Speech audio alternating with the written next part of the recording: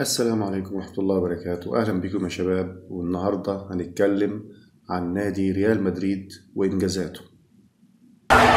From Cristiano Ronaldo. الملكي لخطوة بينية ممكن جول، بينية ممكن جول، بينية ممكن جول، جول جول جول جول. يا سلام يا Beauty, Cristiano Ronaldo. Still Cristiano Ronaldo, still Cristiano Ronaldo. What a goal! What a tremendous strike, and I don't think we need to question. Towards the goalkeeper again, it's in. It's Rafael Varane. The teenager from France has scored his first goal for Real Madrid. يعد نادي ريال مدريد الكيان الحاكم لفريق ريال مدريد لكرة القدم، وهو نادي أسباني تم تأسيسه رسميا في عام 1902، ويصنف كواحد من أكثر الأندية نجاحا في العالم. ويعمل نادي ريال مدريد كنادي خاص وغير ربحي يدعمه ماليا بشكل جزئي أو أكثر من 100,000 عضو في النادي. كما يتحصل نادي ريال مدريد على 25% من إيراداته من مبيعات التذاكر و36% من اتفاقيات الحقوق التلفزيونية. أما باقي الإيرادات فتأتي من صفقات البضائع والتسويق. ويستعرض هذا الفيديو أبرز إنجازات نادي ريال مدريد خلال المسيرة الرياضية الحافلة للنادي. بداية تأسيس نادي ريال مدريد. قبل التعرف على أبرز إنجازات نادي ريال مدريد لابد من التطرق إلى بدايات تأسيس هذا النادي العريق، حيث تعود أصول نادي ريال مدريد الأسباني إلى نادي سكاي فوتبول الذي تم تأسيسه في عام 1897 من قبل عدد من الأكاديميين في مدينة مدريد. وفي عام 1900 تسبب النزاع بين الأعضاء في انفصال بعضهم والتوجه نحو إنشاء نادي جديد سمي نيفي دي فوتبول، وكان من بين المنشقين جوليان بلاسيوس، وهو الشخص المعترف به كأول رئيس لنادي ريال مدريد، بالإضافة إلى الأخوين خوان بادروس وكارلوس بادروس اللذان توليا رئاسة النادي فيما بعد. وفي عام 1901 تم تغيير اسم هذا النادي الجديد إلى نادي مدريد لكرة القدم.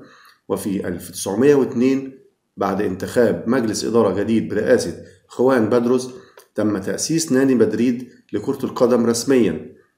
وبعد 3 سنوات من تأسيس النادي فاز ريال مدريد بلقبه الأول بعد هزيمة أتلتيك بلباو في نهائي كأس أسبانيا.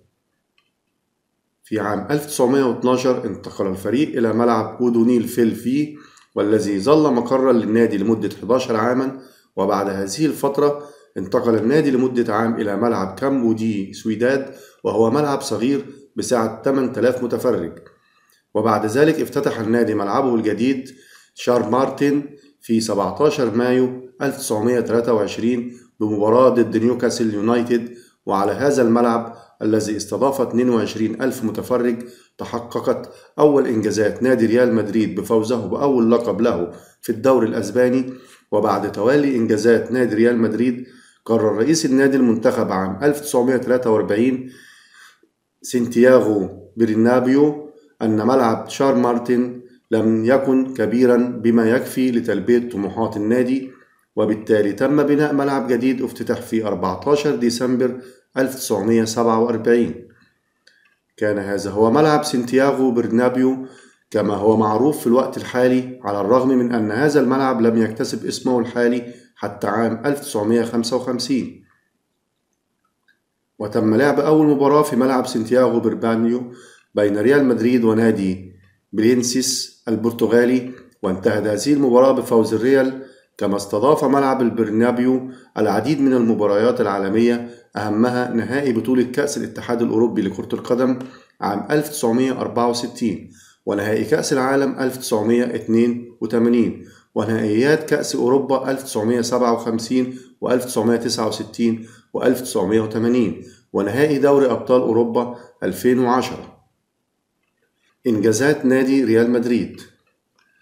صنف النادي الملكي كأفضل نادي في القرن العشرين، بالإضافة إلى حصوله على وسام الاستحقاق من الفيفا في عام 2004 وجاء ذلك تقديرا لإنجازات نادي ريال مدريد على الصعيدين المحلي والدولي.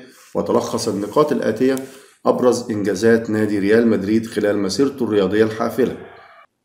حصل نادي ريال مدريد على جائزة الفيفا كأفضل نادي في القرن العشرين. سجل نادي ريال مدريد رقما قياسيا بفوزه بلقب بطولة الدوري الأسباني 33 مرة. سجل نادي ريال مدريد رقما قياسيا بفوزه بلقب بطولة دوري أبطال أوروبا 13 مرة. يعد ريال مدريد أول نادي يفوز ب3 بطولات متتالية في دوري أبطال أوروبا. فاز نادي ريال مدريد ببطولة كأس العالم للأندية المقامة من قبل الفيفا 7 مرات. فاز ريال مدريد بكأس السوبر الأوروبية 4 مرات كان آخرها في عام 2017. فاز ريال مدريد بلقب كأس ملك أسبانيا 19 مرة كان آخرها في عام 2014.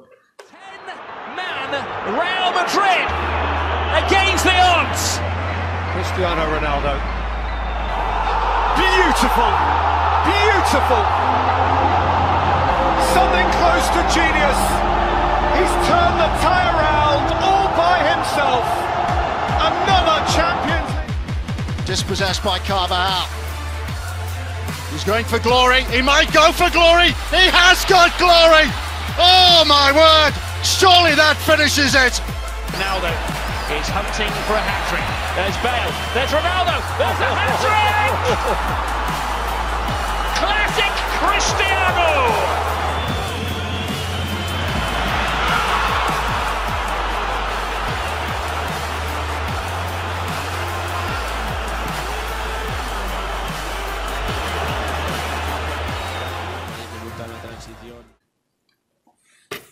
أعظم اللاعبين في تاريخ نادي ريال مدريد. منذ تأسس نادي ريال مدريد لم تبتعد إدارات النادي أبدا عن إجراء الصفقات الباهظة الثمن في كرة القدم، كما ولم يتردد النادي في دفع الرواتب الباهظة للاعبين، مما أدى إلى امتلاكهم أفضل اللاعبين الذين ارتادوا ملاعب كرة القدم عبر التاريخ. وفيما يلي بعض من أعظم اللاعبين الذين ساهموا في رسم إنجازات نادي ريال مدريد عبر التاريخ. سانتياغو برنابيو. يجب دائما اعتبار سانتياغو برنابيو كأعظم لاعب الريال على الرغم من صعوبة فهم مقدار ما حققه كلاعب، لكن إنجازاته ومساهماته في جعل الريال قوة عظمى في كرة القدم العالمية لا تزال عالقة في أذهان المشجعين والمحبين للنادي. راؤول غونزاليس. يعد راؤول غونزاليس أحد أبرز أوجه نادي ريال مدريد طوال معظم العقد الماضي، حيث سجل راؤول أكثر من 200 هدفا خلال مسيرته مع النادي الملكي، بالإضافة إلى إحرازه العديد من الألقاب في دوري أبطال أوروبا والليجا الأسبانية. إيكار كاسياس. تولى كاسياس قيادة الفريق الملكي بعد رحيل راؤول، وقد سلك نفس المسار الذي سلكه سلفه، وأصبح ممثلا بارزا للنادي، وبرز كقائد أكد على إنجازات نادي ريال مدريد بمساهمته في فوز الريال بالعديد من ألقاب الدوري الأسباني ودوري الأبطال. زين الدين زيدان. وصل زين الدين زيدان إلى ريال مدريد باعتباره أغلى وأفضل لاعب في العالم، وفي نظر الكثير من المشجعين فإن قدرات زين الدين زيدان على أرضية الملعب كانت أشبه بالفن، حيث أبرز زيدان كل ما كان رائعا في هذه اللعبة الجميلة. رونالدو. وصل رونالدو إلى ريال مدريد باعتباره أحد أكثر المهاجمين براعة في عصره، وساعد الفريق على الفوز بلقب الدوري عام 2003، ولكنه لم يفز أبدا بدوري الأبطال.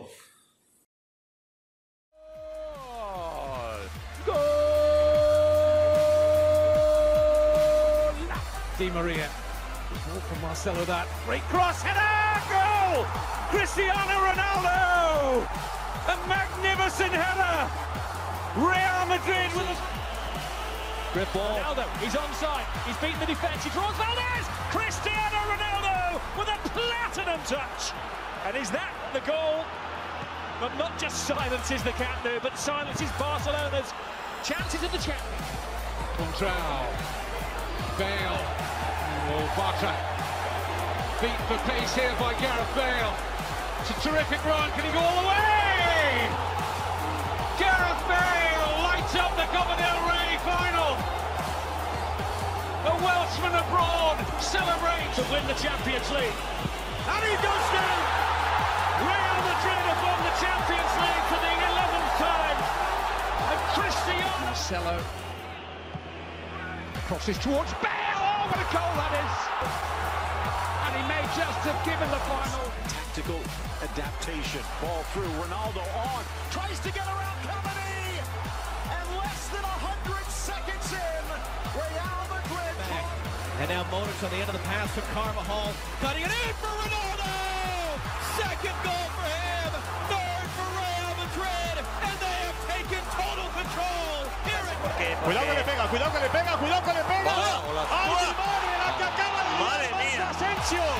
¡Ay, mi madre, la que acaba de liar Marco Asensio! Ha recibido, no se lo ha pensado.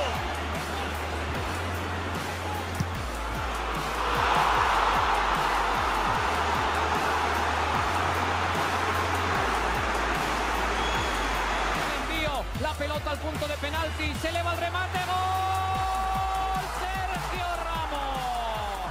No podía ser otro en el Real Madrid. وبكده نكون انتهينا من حلقة النهاردة، وإلى اللقاء في حلقة قادمة. السلام عليكم ورحمة الله وبركاته.